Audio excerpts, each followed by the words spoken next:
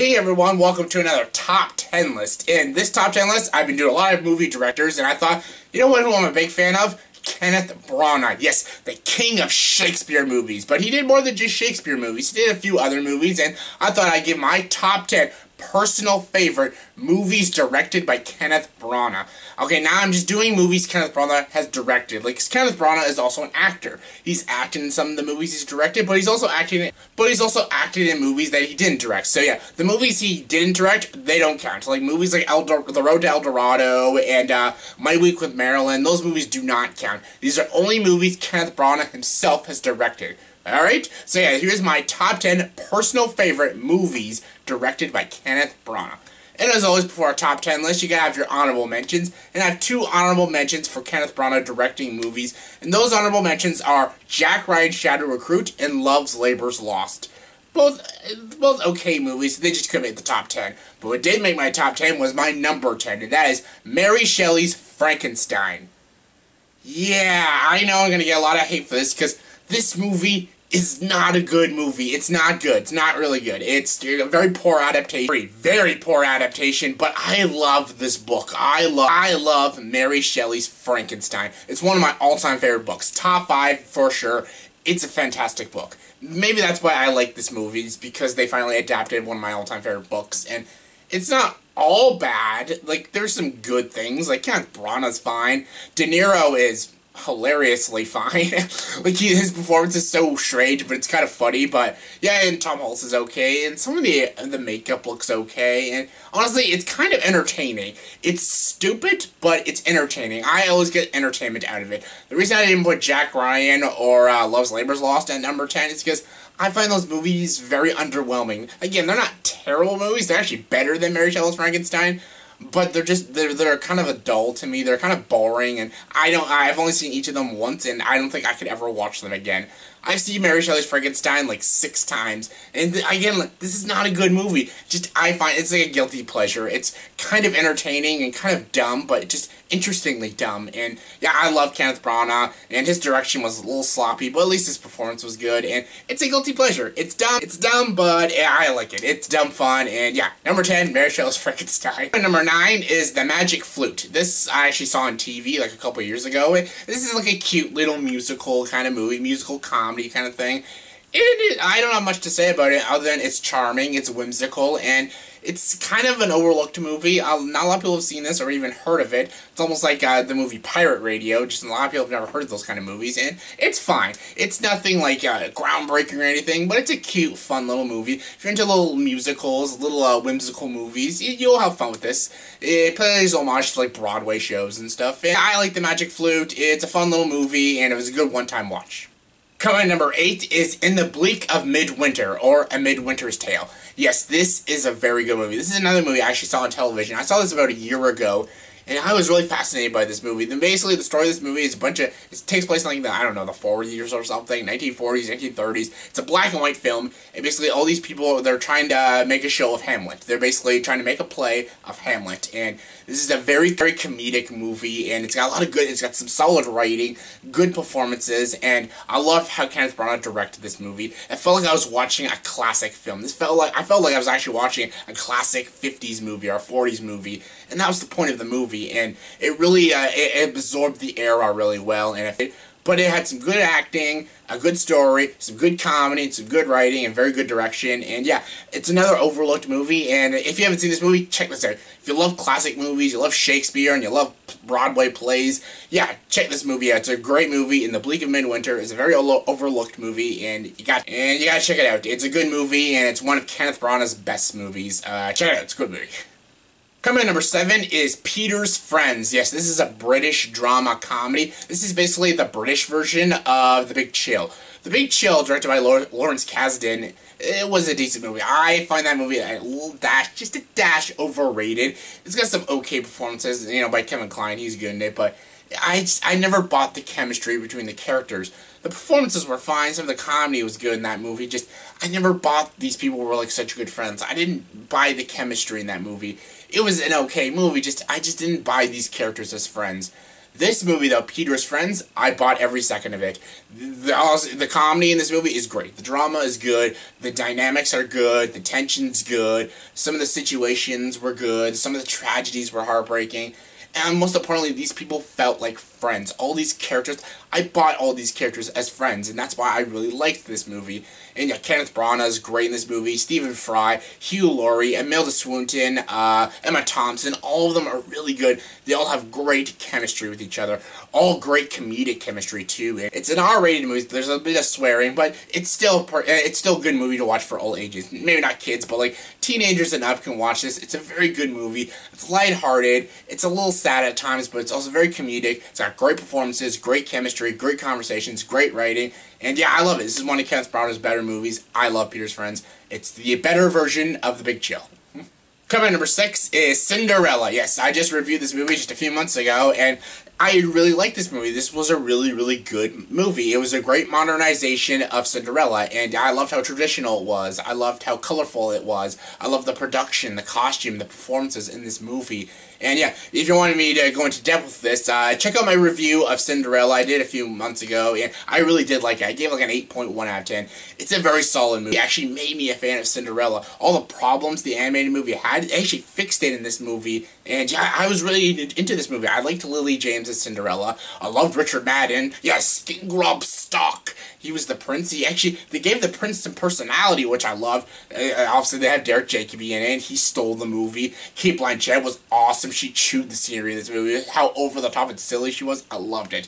And yeah, a lot of the performances, like Stellan Skarsgård, he was good too. A lot of good performances in this movie, some decent writing. It was very colorful, very whimsical, and I just had a lot of fun with this movie, Cinderella. It was a great movie for all ages, great for kids, great for adults, and I just loved it. I loved Kenneth Branagh's adaptation of Cinderella, one of the best adaptations of Cinderella I've ever seen, and yeah, check it out if you have not seen it yet. Cinderella is awesome.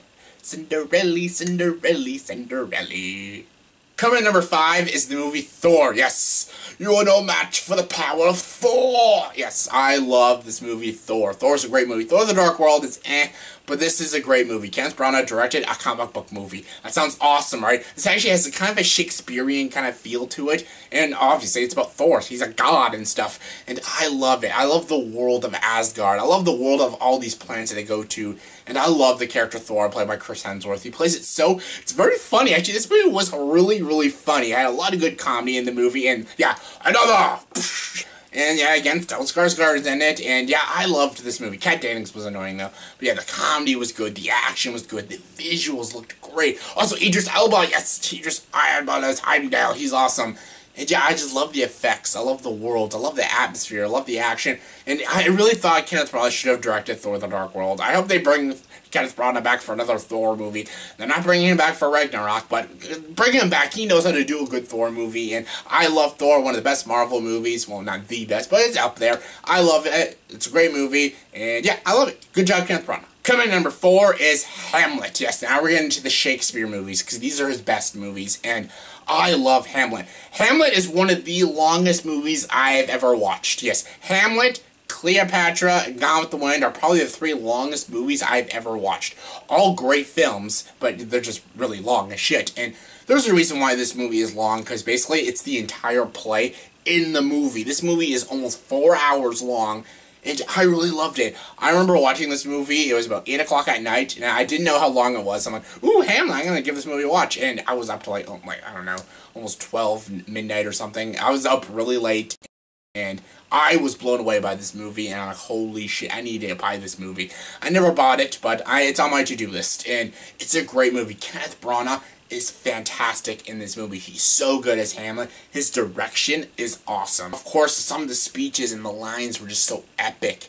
It was long, but it was big and grand, and it was awesome. Some of the action was good, the cinematography was good, the costumes were just delightful, the performances were delightful. I loved this movie. I loved the play of Hamlet, so of course I adored this movie. I even like the Hamlet movie with Mel Gibson. Yeah, that's a good one.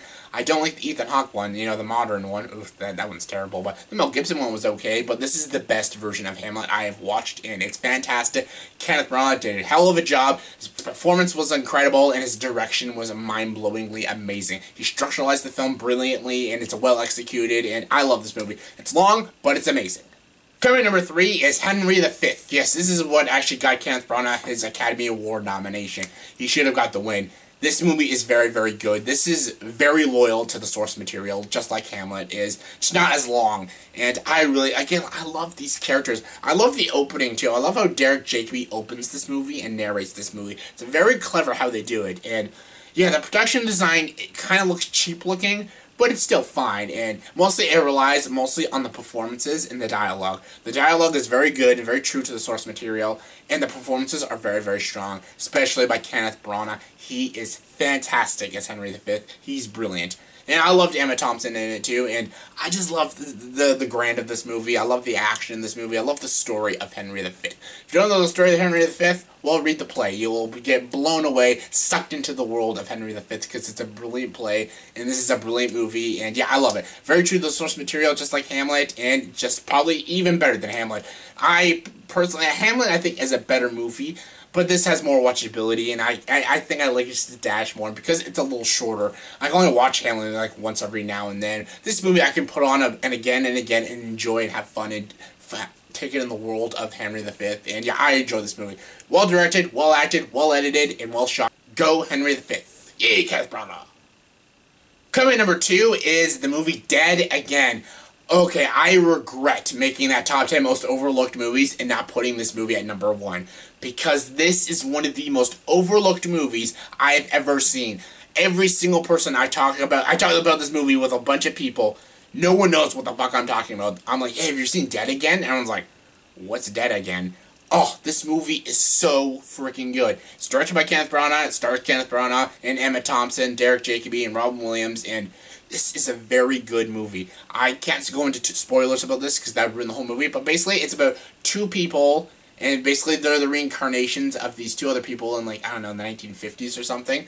Basically, Emma Thompson is getting visions of her past life because she's the reincarnation of a girl who was murdered in the 1950s, and they think her husband killed her. And Kenneth Branagh played her husband, and Kenneth Branagh is the reincarnation of her husband, and then they meet again in this modern world as reincarnations, and they want to solve who killed Emma Thompson in the 1950s. And yeah, Emma Thompson's going a little crazy, and Kenneth Branagh's trying to help her out, and it's a very fascinating movie. I won't go into spoilers of what happens, but it's very good. It's intense, it's very well written, and it's very well acted.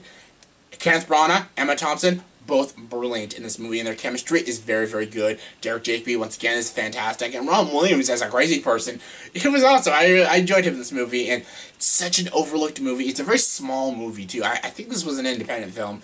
It's small, but it's so good, so interesting, so fascinating, and I was just so into this movie. It's only like an hour and 40-minute movie, but I was just so involved with these characters, and I was just sucked into this movie, and I loved it.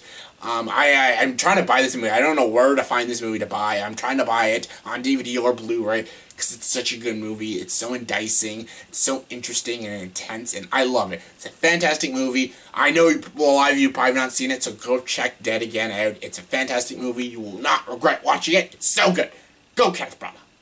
My number 1 favorite Kenneth Branagh movie is Much Ado About Nothing. Yes, Much Ado About Nothing. 1994's Much Ado About Nothing. Was it 1994 or 1993?